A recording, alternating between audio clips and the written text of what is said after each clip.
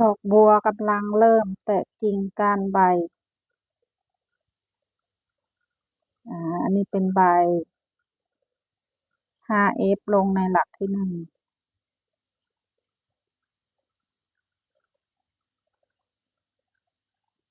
โซ่1หลักที่2ลง 2F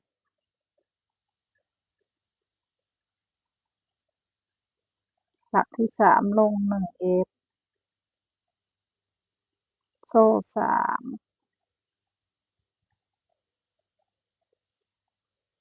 อันนี้ก็ F 5หลัก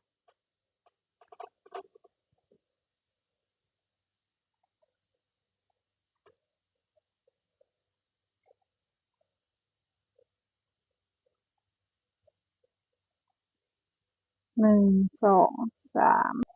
โซ่3แล้วก็ F ก่อนจบแถวก็ F ก่อนแล้วก็เชื่อมต่อ